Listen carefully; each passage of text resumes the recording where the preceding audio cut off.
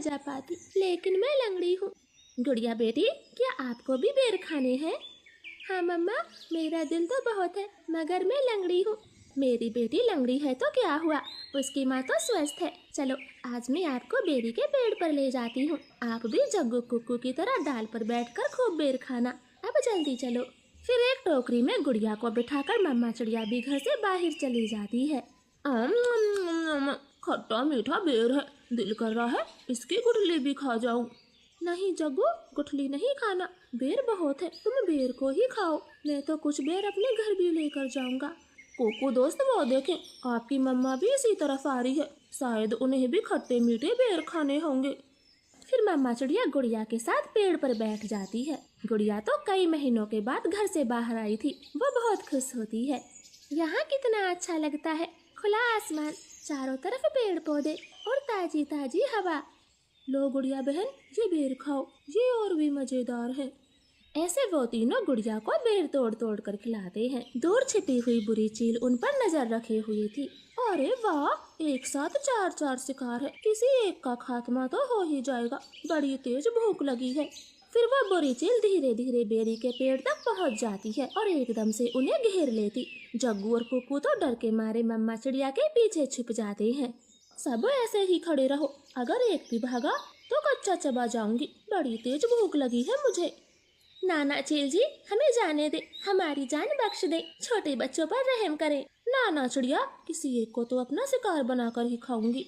चील उनके सामने बैठी थी। तभी धीरे से जग्गू कौवा कुक्कू के कान में बोलता है, कुक्कू दोस्त, इस चील को गुड़िया को सौंप देते हैं, वैसे भी गुड़िया लंगड़ी है, ये जी कर क्या करेगी, कम से कम हम तीनों की तो जान बचेगी। जग्गू की ये बात सुनकर कुक्कू तुरंत अपनी माँ से बोलता है, मम्मा मम्मा, गुड़िया को यहीं छोड़ दो और चलो यहाँ से, हम अपनी जान बचाते हैं। हाँ भाई, ये भी ठीक है, मेरा काम इस लंगड़ी चिड़िया से ही चल जाएगा, तुम सब चले जाओ। चील ने इतना कहा ही था कि तभी रानो चिड़िया जोर से चील को धक्का मारती है और पेड़ से नीचे गिरा देती। जग्गू कुक्कू, गुड़िया को साथ लेकर यहाँ से भाग जाओ, मैं इस चील को आपके पीछे नहीं आने दूंगी, बेटा जल्दी से भागो यहाँ से। इतना कहकर रानो चील पर हमला कर देती है और जग्गू और कुक्कू टोकरी लेकर वहाँ से भाग जाते हैं। चिड़िया और चील में काफी देर तक लड़ाई होती है और आखिर में चील रानो को जान से मार देती है। मरगी, छोटी चिड़िया मरगी, मुझसे लड़ने चली थी, अब तेरा मांस में मजे से खाऊंगी। कुक्कू भाई, मम्मा अभी तक घर नहीं आई। मम्मा को चील ने मार दिया है, वरना वो अब तक आ जाती, क्या जरूरत थी मम्मा को वहाँ ले जाने की। भाई, अगर हम वहाँ ना होते तो वो बुरी चील आपको खा जाती, आप ऐसा क्यों बोलते हो? नहीं, हम चील के हाथ कभी ना आते, वो तो तुम साथ में थी, इसलिए मम्मा ने चील से लड़ाई करने की सोची। तुम लंगड़ी थी ना, माँ को तेरी वजह से मरना पड़ा, अब तू ही माँ की हत्यारन है, समझी? ऐसे कुक्कू तो गुड़िया को ही दोषी ठहराता है। अब गुड़िया का ध्यान रखने वाला कोई नहीं था। कुक्कू सारे सारे दिन बाहर घूमता फिरता, वो लंगड़ी बहन का बिल्कुल भी ख्याल नहीं रखता, चाहे वो भूखी हो या फिर प्यासी हो। भाई, सुबह से रात हो गई है, आप मेरे लिए कुछ खाने को नहीं लाए?